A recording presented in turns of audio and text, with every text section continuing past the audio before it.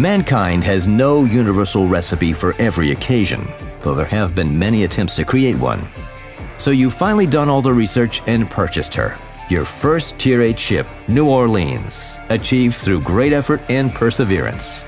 Here she is, the cruiser of your dreams, beautiful and majestic like the Lincoln Memorial. Having thoroughly enjoyed her beauty and lost a couple of battles, it's probably time to figure out how to dominate the seas with this ship.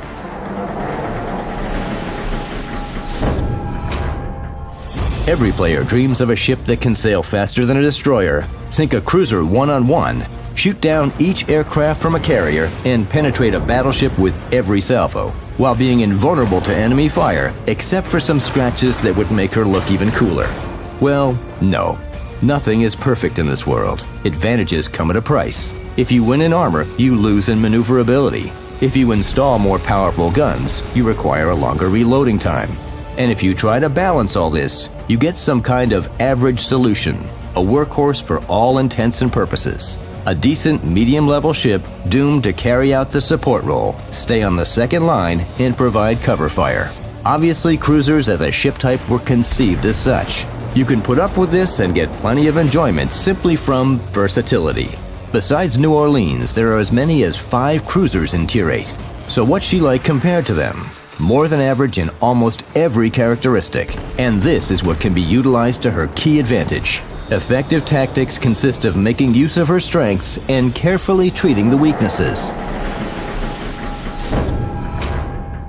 So what nice and useful features can be offered by New Orleans? Of course, it's her primary armament. With an average range of fire, New Orleans can boast a good penetration capability with armor-piercing shells due to a lower angle of approach. This is a national trait for U.S. cruisers at Tiers 7 through 10. Her guns feature good grouping of shots and accuracy, 14 seconds of loading time, and decent turret traverse speed. The ship's survivability is okay, as her citadel is low and her armor is thick enough for a cruiser. But the cruiser's key strength is the best maneuverability in her tier, if you're able to put it to good use, of course. There's the surveillance radar. Active for 30 seconds, it allows you to make 3 salvos at a destroyer hiding in smoke. The ship's anti-aircraft armament is also good, but only for self-defense, since the long-range AA guns are weak and their engagement area is small. New Orleans armor can be penetrated by any battleship, and there are no torpedoes on board.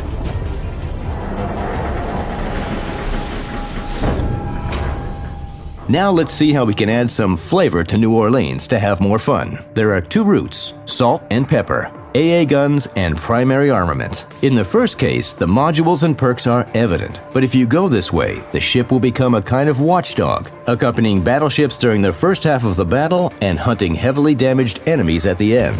As for pepper, it's a lot more curious. Make sure you install the surveillance radar, reinforce the primary armament, increase survivability, and don't stick your neck out.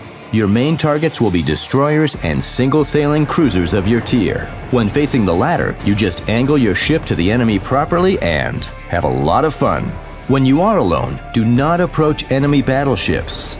The same for high-tier cruisers. Of course you could, but the consequences will be yours. As for a close engagement, it's not that you shouldn't get into one, there's just no point. And don't forget to maneuver. Constantly. It's like jogging every morning. It makes your life longer.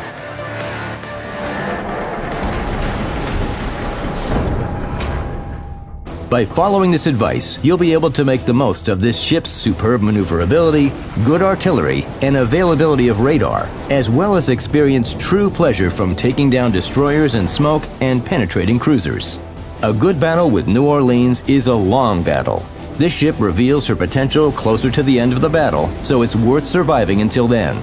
And remember, Des Moines is ahead, so keep on sailing.